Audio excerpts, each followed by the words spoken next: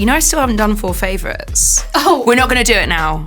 People can go and see them on your profile. I know. Well, this is the thing. I've always wondered, like, when/if, hopefully when I do it, do I just say the ones that are on my profile or do I give other ones? Like, you know. Well, we can do a bit of a before sunrise, sunset thing that every time you do them, it's something different. But it's none of them today. Yeah, no, none.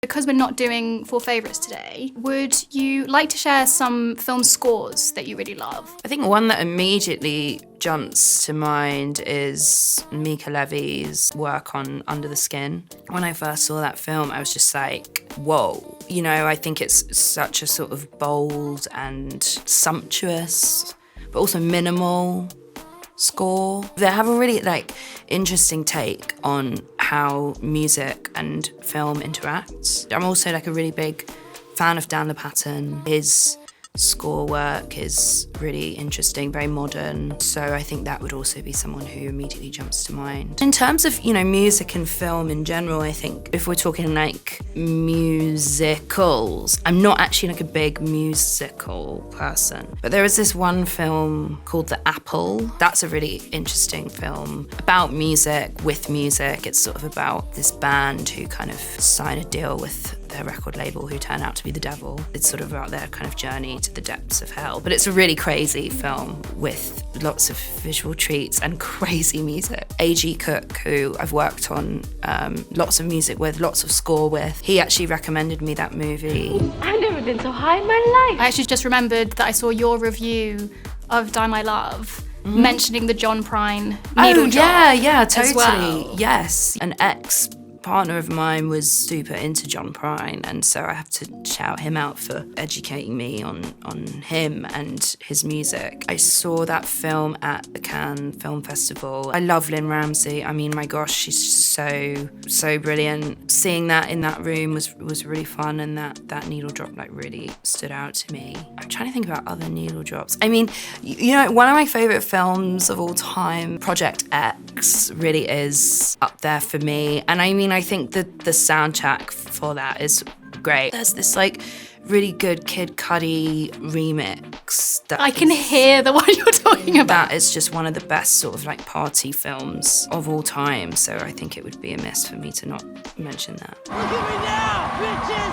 My party's the shit! There are so many good Justice needle drops throughout history. Yes. I feel like they're a band that have a discography that's so made for movies as well. Yes. In that way. We cut a version of our trailer for the moment to their song Stress, which it was hard to not just go for that, because I mean, like you said, it's their music is so primed for that kind of thing. And the director of that music video, Roman Gavras, he made a great film called Across the Universe, which has been a big inspiration to me across sort of lots of different work that I've done, but definitely for our film The Moment. I grew up kind of listening to all of that stuff, Justice and Uffy and Sebastian. All of their music, I think, works so well in film. And Sebastian's doing a lot of music and score for the Saint Laurent runway shows now. And there's just something very cinematic and highly emotional about a lot of that music.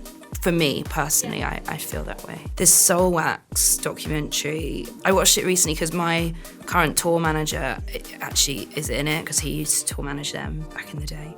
So I watched it partially just because I wanted to see his cameo, but also because I wanted to see, the real footage from that time where people weren't, going to shows with phones, and you can really feel the chaos in a way that's, for me, very inspiring, and that's a great music doc. Your song Boys has a great needle drop moment in Promising Young Woman, Emerald's first film. Yes. What is the process like to be asked, can I use this from a stranger, I'd imagine, and seeing it in that context versus then writing for her to an extent? With Promising Young Woman, it was kind of like a cold reach out in that way that it is with syncs for film, but I was very excited because the premise of the film sounded very interesting to me, and I really enjoyed the sort of juxtaposition of using a track like Boys in that film. I think it's cool that it was such a sort of female-led production. I don't even just mean in terms of Carey Mulligan acting, but also Lucky Chap producing, Emerald directing. It's like, that is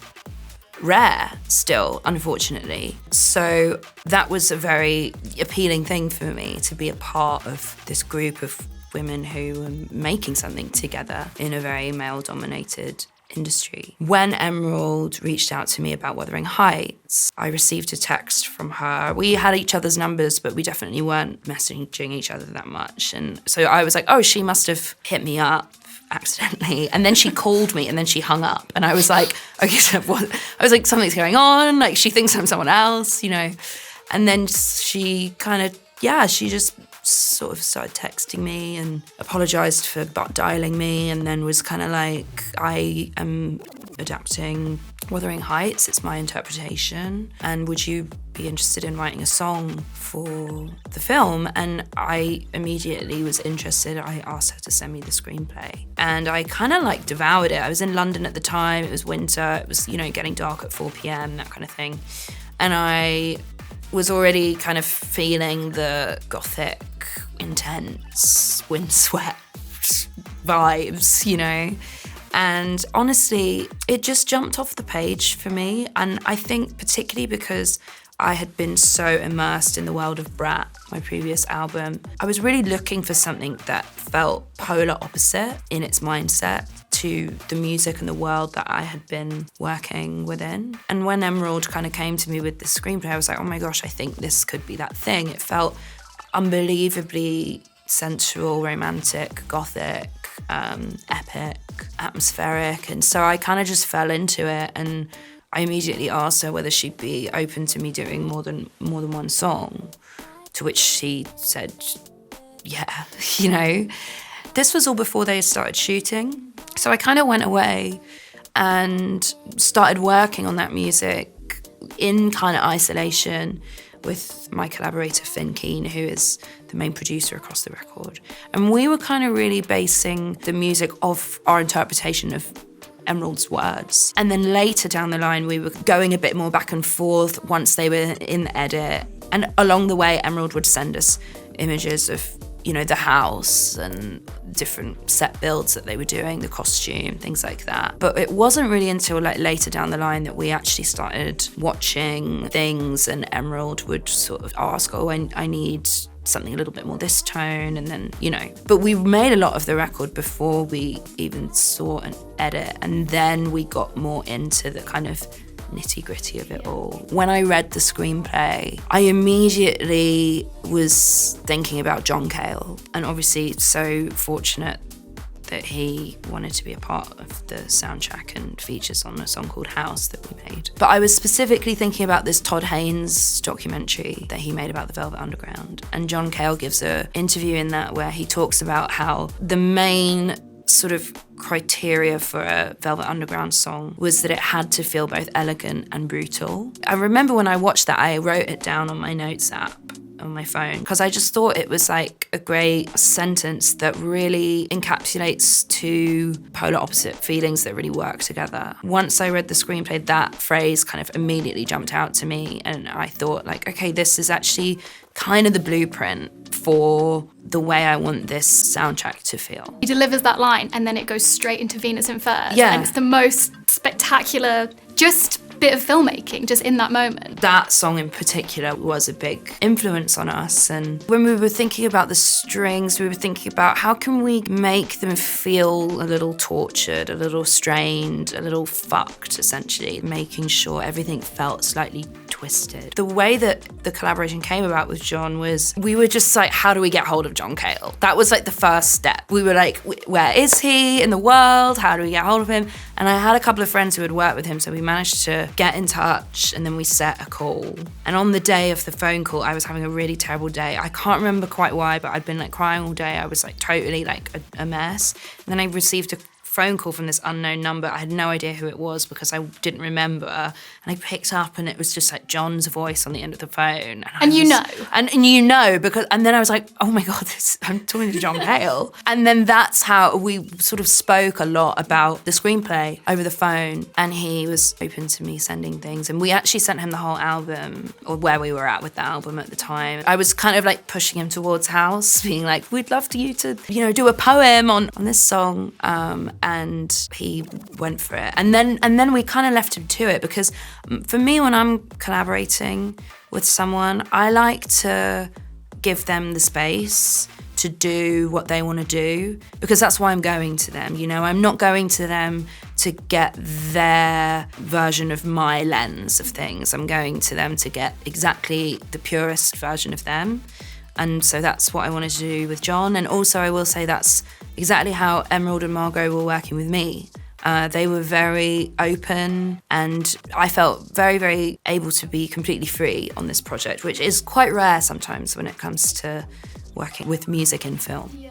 I know you have synesthesia. I would love to know if the colours of music that you like, do you find yourself gravitating towards that when you watch films as well? Certain films evoke certain colours for me. It doesn't perhaps correlate with like the grade of the film or the fact that the greens are really punched up or something like that. But for example, like Jean Cocteau's Beauty and the Beast, obviously it's in black and white, but to me it's like purple. Maybe because it's so magical, I relate that feeling to that colour. I love that, and I want to ask about Daisies, this amazing Czech film, because I know you love that film, and it is a very colourful film. Yes. How do you see it? Perhaps because it's so colourful, I don't associate Daisies with one colour, because there are so many incredible sets in that. There's a really great set that feels very, very green, and then there's a moment where they're on a railway track that feels very sort of desolate, That film for me was a really big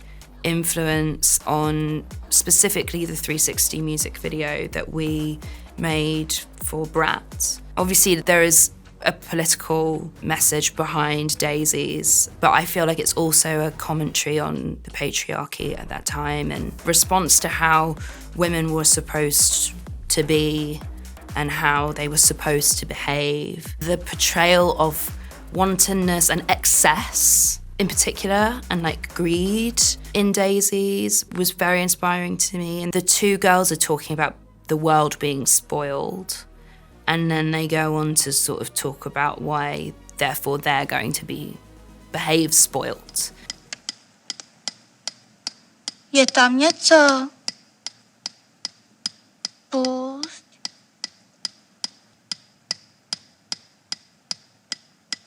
Ale co? And that was a really big reference point for, BRAT as a whole, and also the video particularly. This idea of kind of being deliberately in your face, punchy and sort of bold and aggressive and on the nose with messaging, and I think that was really inspiring when it came to the video, particularly scenes like, straddling like the sort of old man in the hospital, the pouring of the wine on the, I don't know what that machine is actually called, the shaky machine in the gym. That one, yeah. That tone all sort of came from my response to watching Daisies. I want to show you something on Letterboxd. Okay. Can you tell me what the logo says? Oh, it says Letterboxd XCX. It says Letterboxd CX, kind of. Wow. Is that real? That is real. Oh my gosh. I am honestly quite flattered and honoured. Wow. Thanks, Letterboxd.